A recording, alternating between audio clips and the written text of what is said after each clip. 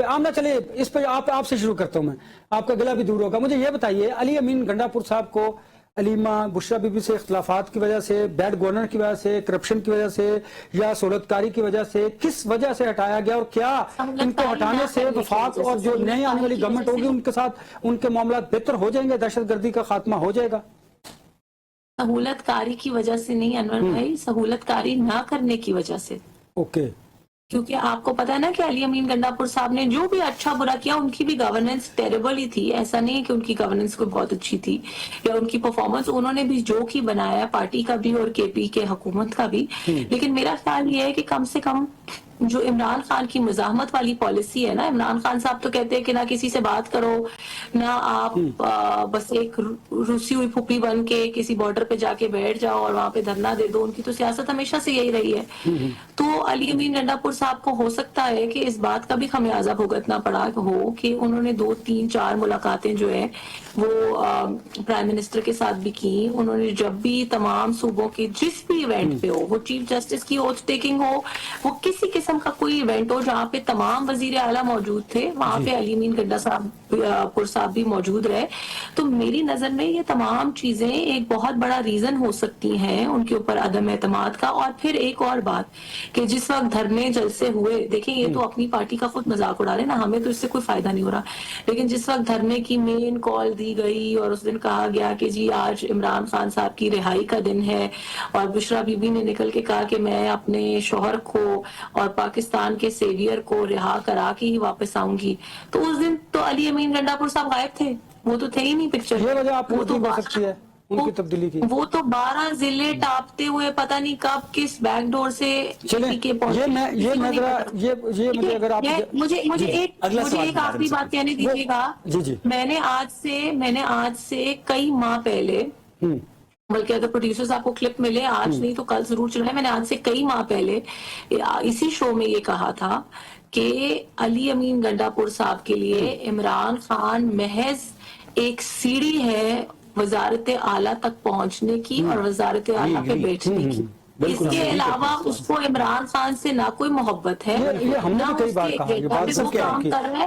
He has only been utilizing Imran Khan to be the chief minister of KPK, that's it. اور آج وہ proof ہو گئی بات. مجھے اچھا کیا کہ برا کیا. اچھا میری بات تو سنیے، یہ بڑا امپورٹنٹ ہے. ایک تو وفاقی وزیر اطلاعات عطا تارڑ نے ایک دعویٰ کیا ہے، ایک تو اس دعوے کی صداقت پہ بتائیے گا اور اس سے بتائیے گا جو پولیٹیکل ہائپ کریٹ ہوئی ہے وہ کم ہو سکتی ہے، وہ کیا ہے؟ نہیں آپ سے سہیل آفریدی کو دہشت گردی کی سہولت کاری کے لیے لایا گیا، ایک انہوں نے کہا. دوسرا بڑا ایک امپورٹنٹ یہ پولیٹیکل پوائنٹ ہے کہ وہاں پر اس وقت کے پی کے میں کل جو نشستیں ہیں 124 ہیں، 73 ووٹ درکار ہیں آپ کو گورنمنٹ بنانے کے لیے، اور 92 جو ہیں وہ پاکستان تحریک انصاف کے پاس ہیں. کہا یہ جا رہا ہے حکومتی بینچز کی طرف سے یا پولیٹیکل لوگوں کی طرف سے کہ جو ہو سکتا ہے اپوزیشن گورنمنٹ بنا سکتی ہے، کے پی کے میں پاکستان تحریک انصاف میں نقب لگ سکتی ہے. ایسا پاسبل ہوتا دکھائی دے رہا ہے آپ کو؟ آپ کریں نا. 92 آزاد ہے. جی جو الیکشن کمیشن کا ڈیسیژن ہے آزاد ہے ڈیفینیٹلی. ایسا ممکن ہے؟ ہم ماضی کے ذرا دریچوں میں دیکھتے ہیں کہ ماضی میں تو ہم نے ایسے ہوتا دیکھا. دیکھیں میں اتنی گزارش کروں آپ کی اجازت سے کہ آپ کریں کوشش کی. جو لوگ ڈیفیکٹ ہو جائیں گے